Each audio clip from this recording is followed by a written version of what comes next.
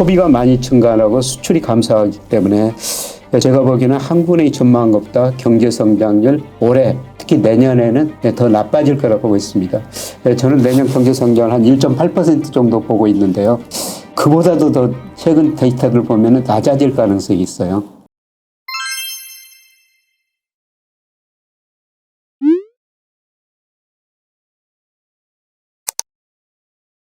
안녕하세요. 김혜기 경제스쿨 시청자 여러분. 오늘은 한국은행 기준금리 인상 관련된 주제로 이야기 나누고자 합니다. 또 금리를 인상을 했습니다. 그래서 이거 관련해서 왜 이렇게 기준금리를 자꾸 인상을 하는 건지, 언제까지 인상을 할 건지 관련해서 한번 자세하게 짚어보도록 할게요. 자, 시작하기 전에 우리 교수님 책이 하나 더 나왔어요. 너무 홍보하지 말라 그래서 좀 자제를 할게요. 이 책이 처음에 나왔던 게 2018년인데 너무 인기가 많아서 또다시 개정판으로 나왔다고 합니다. 우리 경제지표를 보는 방법 알아야지 제대로 시장을 볼 수가 있잖아요. 그래서 이 책 꼭 한 번씩 읽어보시면 좋을 것 같다라고 생각을 합니다. 그러면 본격적으로 한국은행 기준금리 인상 관련된 이야기 해보고자 합니다. 4번 연속으로 기준금리를 인상한 게 처음이라고 들었어요, 교수님. 이렇게 8월까지 계속해서 한국은행이 금리를 인상하고 있는 이유가 뭔가요? 예, 금리를 계속 빨리 오르고 있죠. 말씀하신 것처럼 역사상 처음으로 금통이 4번 연속 올렸고요. 네. 작년 기준금리가 0.5%였었어요. 그런데 최근에 2.50%까지 올렸으니까 1년 좀 지났는데 2%포인트 정도 올려버린 거죠. 그러니까요. 이렇게 올린 거는 한국의 가장 중요한 목적, 통화정책 목적이 물가 안정이에요. 물가가 너무 많이 오른다. 물가를 잡아야 되겠다. 이런 의미에서 계속 좀 금리를 올리고 있습니다. 네. 물가 안정. 사실 어느 금통이나, 그러니까 한국뿐만 아니라 미국 같은 경우에는 연준이죠. 물가 안정이 가장 중요한 이 금리 인상을 하는 이유라고 들었어요. 그러면 지금 어느 정도 물가가 심각하길래 이렇게 계속 올리는 걸까요?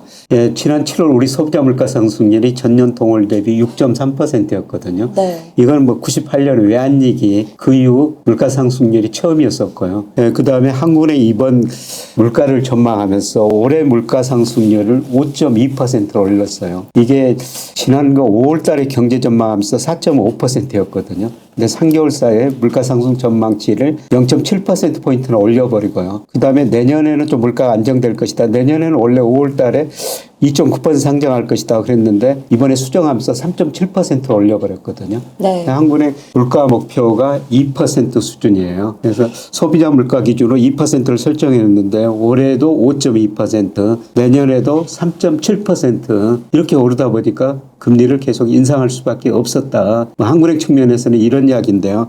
그런데 과연 내년에도 물가가 이렇게 많이 오를까? 그거는 좀 지켜봐야 될 것 같습니다. 네. 지금 이렇게 물가가 계속 높은 상태가 유지가 되고 있고, 그리고 한국은행은 금리를 계속해서 인상을 하고 있어요. 이렇다 보면 우리 경제 성장률이 기존에 예상했던 거와 같이 흘러갈 것 같지는 않거든요. 그래서 좀 달라질 것 같은데 이 경제 전망 어떻게 지금 보고 계시는지, 앞으로 어떻게 될까요? 그래서 한국은행이 이제 분기별로 경제 전망을 하는데요. 5월 전망하면서 올해 경제 성장률이 2.7%일 것이다. 그런데 이번에 전망하면서 2.6%로 낮추고요.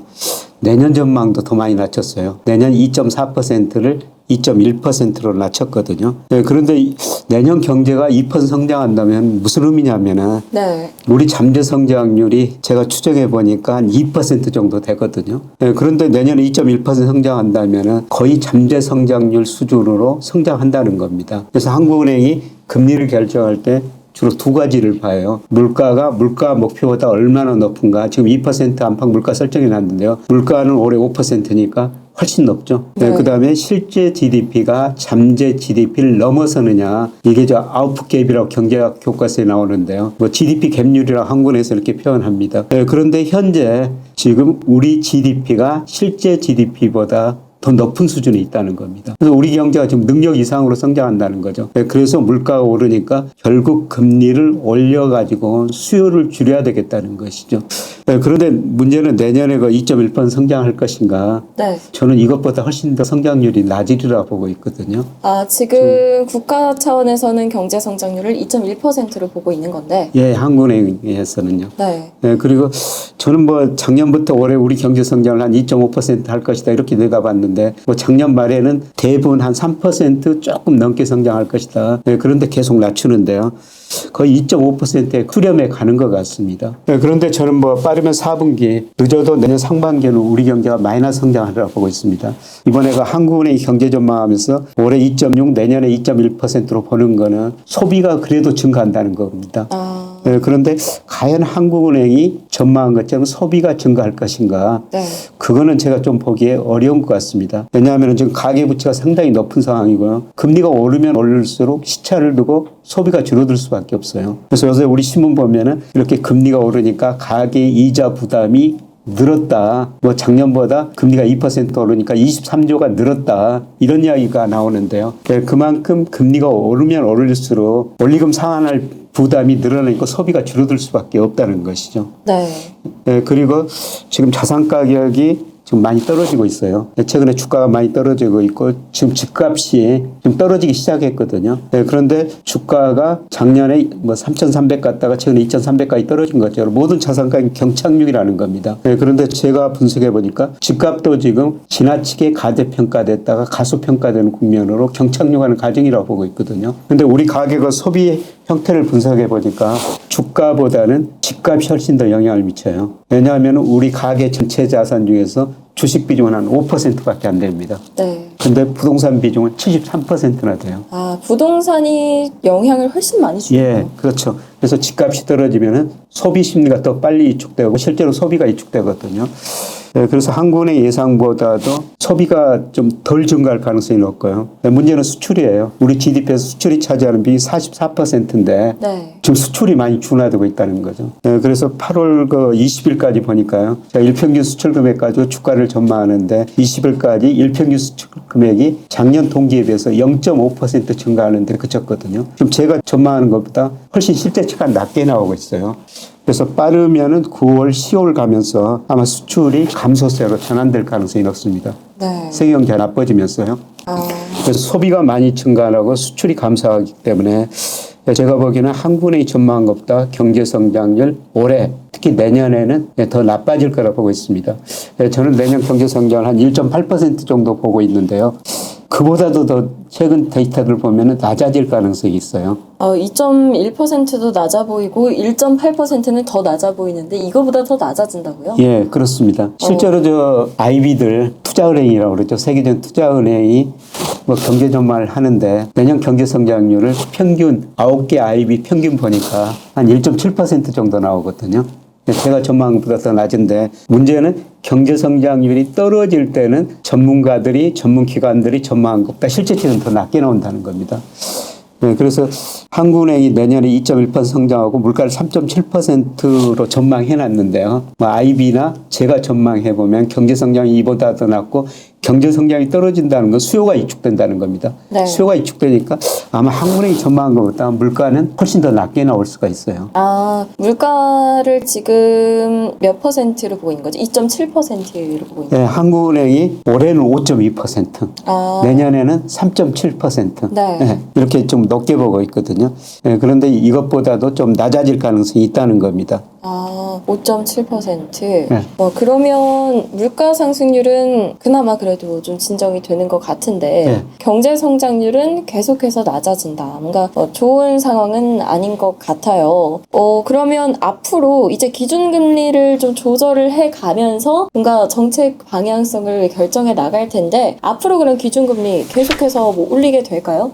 그 한은 총재 금통이 끝나고 뭐 기자들 간담회를 하잖아요. 거기 보니까 뭐 물가가 아직도 높다. 뭐 앞으로도 물가 때문에 금리를 더 인상해야 된다. 물론 그 멀리는 내다볼 수가 없지만은 이제 금통위가 2번 남았어요. 네. 10월, 11월 2번 남았는데 이때도 그 계속 올리겠다. 이런 거 시그널을 좀 보내는 것 같은데 저는 한 번 올리면 이번 금리 인상 사이클이 끝나지 않을까 그렇게 생각해요. 왜냐하면은 한국은행이 전망한 것보다 경제 성장이 더 낮아질 것이다.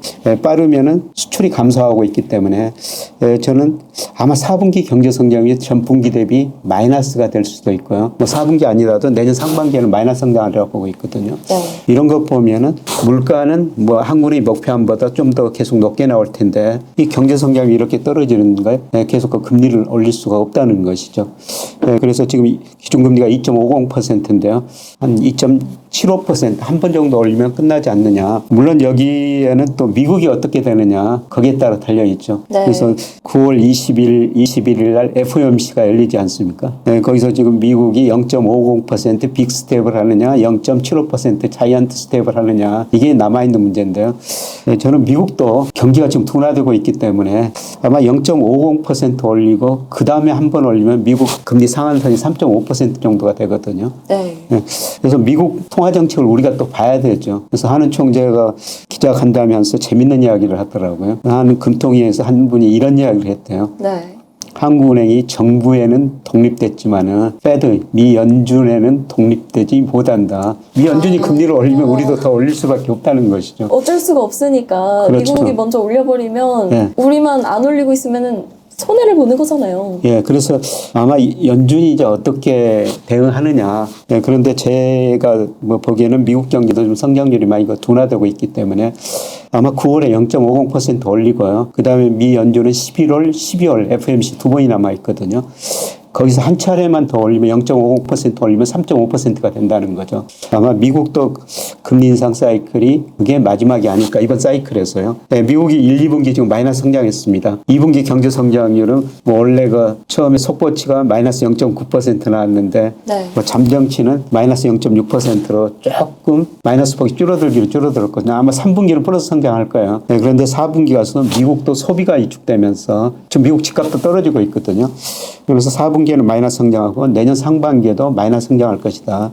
그래서 미국도 3.50% 이게 그 금리 인상 사이클이 마지막이 아닌가 이렇게 지금 보고 있습니다. 네. 앞으로 미국이 어떻게 나오는지에 따라서 한국도 달라지겠지만 미국이 그렇게까지 지금 시장에서 얘기하는 뭐 75베이시스 포인트까지 금리 인상을 하거나 계속해서 금리를 많이씩 올리는 매파적인 스탠스를 유지하기는 어려울 것이다. 왜냐하면 미국도 지금 경제가 둔화되고 있기 때문에. 그래서 한국도 그렇게 될 거고 한국도 지금 경제 성장률이 낮아지고 있잖아요.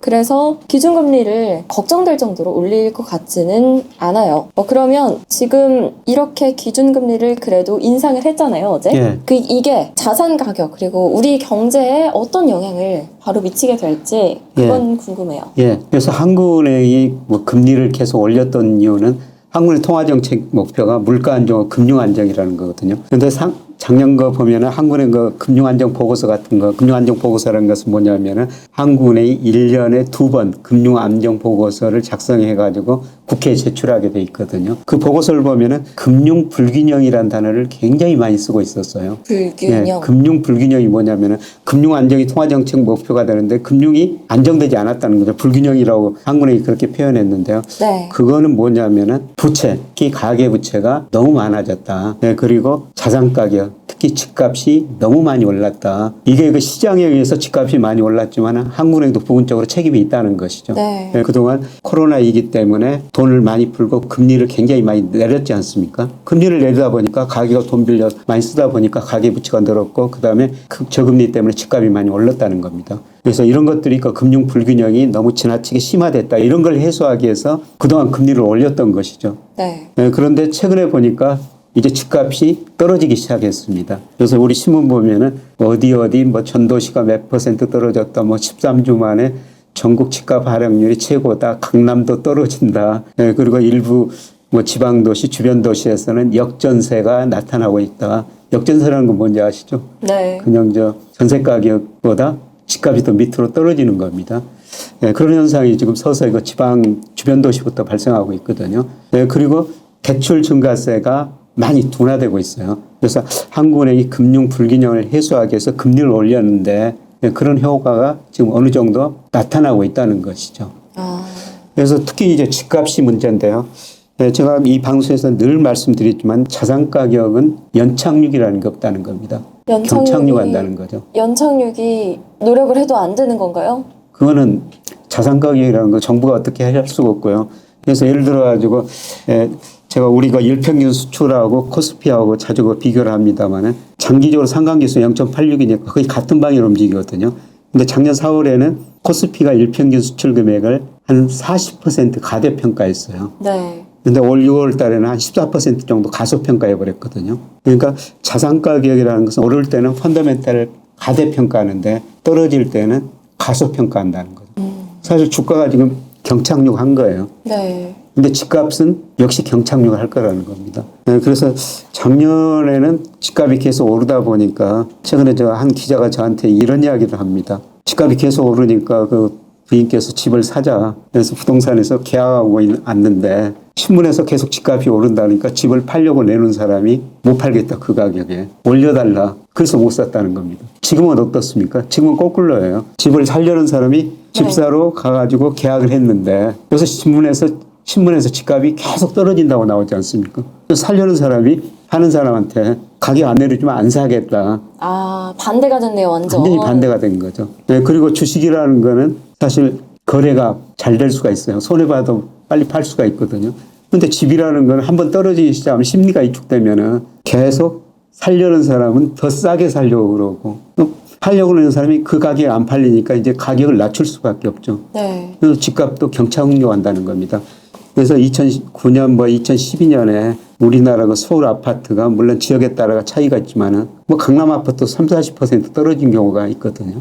무섭네요. 예. 그래서 아마 이런 거 금리 인상이 여러 가지가 집값을 결정하는 여러 가지가 요소가 있지만은 이런 금리 인상이 집값 경착륙을 시킬 수가 있다는 것입니다. 네, 어떻게 보면 주식보다도 더 경착륙이 심할 수도 있겠네요. 그렇죠. 주식은 손해나도 그냥 팔 수가 있어요. 그렇죠. 근데 이 부동산이라는 것은 떨어질 때는 유동성이 굉장히 낮아가지고 안 팔린다는 것이죠. 네. 안 팔리니까 더 낮은 가격에 내놓고 그러다 보니까 가격이 떨어질 때는 더 심하게 떨어질 수가 있다는 겁니다. 거꾸로 오를 때는 아까 말씀드린 것처럼 계속 그 언론에서 오른다고 보도가 되니까 팔려는 사람들이 더 올려달라 그러면서 더 오르는데요. 떨어질 때는 그 반대 영향이라는 겁니다. 네, 그런데 문제는 이게 집값이 떨어지면은 우리 소비가 더 위축될 수밖에 없다는 겁니다. 그래서 우리가 가계 자산 중에서 방금 전에 말씀드렸습니다만은 전체 자산 중에서 주식 비중은 5%밖에 안 되는데요. 부동산 비중은 73%나 된다는 겁니다. 그래서 실제로 제가 통계 분석을 해보면 소비 함수를 추정해 보면은 주가보다도 집값이 소비에 훨씬 더 많은 영향을 미치거든요. 네. 이게 우리나라가 좀 심한 거죠? 다른 나라 미국도 마찬가지예요. 아, 다 비슷한가요? 네, 미국도 주가보다도 집값이 훨씬 더 소비에 많은 영향을 미치거든요. 예. 네, 그래서 이 집값이 떨어지면은 아마 소비가 많이 위축될 수밖에 없는 것이죠. 네, 그래서 앞서 내년에 한국은행이 2.1% 성장한다고 말씀을 드렸습니다. 저는 아까 1.8%라고 예상했고요. 아이비들 최근 9개 아이비 평균 보니까 1.7%인데요. 네. 문제는 집값이 떨어지면은 소비 중심으로 경제 성장률이 그것보다도 낮아질 수가 있다는 겁니다. 그래서 저는 이런 의미에서 좀 한국은행이 한 번만 금리를 올리고 더 이상 올려서는 안 된다고 생각하고 있고요. 네. 금리라는 게 선제적이어야 되거든요. 제가 금리가 우리 소비 투자한테 영향을 미치는 거 보니까 한 6개월 정도 시차를 두고 영향을 미쳐요. 근데 조금 더 심하게 보면요. 일본의 집값이 80년대 중후반에 폭등했었거든요. 그때 집값도 폭등했었는데 그때 왜 그렇게 집값 자산가격이 많이 올랐냐면 주가 많이 올랐냐면 85년 플라자 협의 이후로 1년 반 사이에 엔화 가치가 48%는 올라버리거든요. 이렇게 오르니까 일본 수출 기업이 아우성을 치니까 일본 정부 중앙은행이 금리를 많이 인하해주고 돈을 풀었어요. 네. 그러니까 자산가격 거품이 발생했죠. 그래서 안 되겠다 싶어가지고 89년 말 90년부터 일본 중앙은행이 금리를 올리니까 주식시장 거품 붕괴되고 집값도 거품이 붕괴됐거든요. 네. 저는 주식시장에는 상당히 거품이 붕괴됐다고 생각하는데 집값은 제가 보기에는 거품이 아직도 30-40% 생겼어요. 아직 갈 길이 머네요. 이 집값이 가장 견착륙한다면은 우리 경제나 소비 심리에 미치는 영향이 심각할 거라는 것이죠. 네. 그래서 갈수록 앞으로 한국은행이 통화정책에 좀 신중을 기해줬으면 좋겠다. 물론 한국은행은 현재 물가가 높기 때문에 금리를 인상할 수밖에 없어요. 그런데 우리가 미래를 얼마나 내다보기 힘드냐면요. 예를 들어서 2008년 8월에 네. 한국은행이 금리 인상했습니다. 그때 기준금리가 5.25%까지 인상했었거든요. 5.25%요? 와, 진짜 높네요. 그때 경기도 좋고 물가도 오른다고 금리를 올렸었는데요. 근데 며칠 후에 2008년 8월에 미국에서 금융위기가 시작됐거든요. 네. 그러면서 또 금리 갑작스럽게 많이 내렸죠. 그러니까 미래를 그렇게 내다보기 힘든데요. 네. 그런데 그럼에도 불구하고 통화정책은 좀 선제적이어야 된다. 현재만 보지 말고 미래 경기까지 보면서 통화정책을 운용해야 된다. 네. 저는 한국은행 분들한테 그런 조언을 좀 해드리고 싶어요. 물론 그분들이 잘 아셔서 잘 운영하리라고 생각됩니다만 제가 보면은 내년에 생각보다 심각한 경기 침체가 올 수가 있다고 보기 때문에 금리에 대해서도 좀 신중하게 지금 통화정책을 펼칠 시기가 아닌가 그런 생각을 합니다. 방금 전에 교수님이 말씀해 주신 것처럼 금리를 인상함으로써 자산 가격 그리고 우리 경제에 미치는 영향이 꽤 클 거예요. 그래서 지금 이 촬영 시점을 기준으로 어제 금리를 인상을 했는데 지금 2.25%에서 2.5%로 인상이 됐거든요. 이렇게 하는 이유는 물가 안정을 위해서 그리고 사실상 물가 안정도 있는데 미국의 FOMC에서 어떻게 나오냐에 따라서도 영향을 많이 받아요. 방금 전에 교수님께서 정부에는 독립돼 있고 패드에는 종속돼 있다라고 이렇게 재미있는 말씀을 해주셨는데 그만큼 또 미국의 영향이 대단하거든요. 그래서 앞으로는 한 번 정도 금리를 인상할 것이다 라고 말씀을 해주셨고 경제 성장률이 계속 떨어지고 있기 때문에 이런 수준이 좀 심각하게 내년까지 이어질 것이기 때문에 계속해서 금리를 막 인상하기는 어려울 것이다 까지도 얘기를 해주셨습니다. 한국은행 분들께 뭔가 조언 비슷하게도 말씀을 해주셨는데 사실 걱정이 좀 되기는 해요. 앞으로 이제 자산 가격이 폭락할 것이다라는 얘기까지 해주셨으니까 이 집값이 사실 지금 많은 분들의 관심사잖아요. 집값이 떨어지면 우리 채임 씨는 집 살 수 있는 기회가 되는 거죠. 아니 근데 집을 살 수 있을 정도로 제가 돈이 많지는 않아서 떨어져도 저한테는 기회가 될 것 같지는 집값이 않은데요. 오르기 전에 주가가 먼저 오를 거예요. 네. 그러니까 주식시장에서 돈 많이 버셨다가 그 돈 가지고 집 사시면 됩니다. 전에 이야기했잖아요. 그렇죠. 주식이 조만간 더 싸진다. 네. 부모님한테 미리 결혼 자금 미리서 받아가지고 시간이 좀 걸릴 것 같은데요, 교수님. 네. 집값이 경착륙할 것이다. 좀 무서운 얘기긴 한데 미리 알고 대비를 할 수 있을지는 모르겠지만 그래도 생각을 해두고 계셔야지 나중에 이제 잘 자산을 지킬 수 있지 않을까라는 생각이 듭니다. 오늘도 교수님 좋은 말씀 감사합니다. 예, 고맙습니다. 네. 경제스쿨 애독자 여러분들, 올해 투자하기 참 어렵다는 이야기를 많이 하시는데요. 위기를 기회로 바꿀 수 있는 준비를 잘 해두신다면 지금이 바로 부를 축적해 나갈 좋은 타이밍이다. 그 타이밍을 한 번은 실패로 놓치지 않으면 하는 간절한 바람으로 같이 공부하는 투자스쿨도 열심히 준비하고 있으니 투자가 어렵다고 생각하는 분들도 함께 해보셔도 좋겠습니다. 설명글을 확인해 주시고요. 그럼 여러분 모두들 늘 좋은 오늘 되시길 바랍니다. 감사합니다.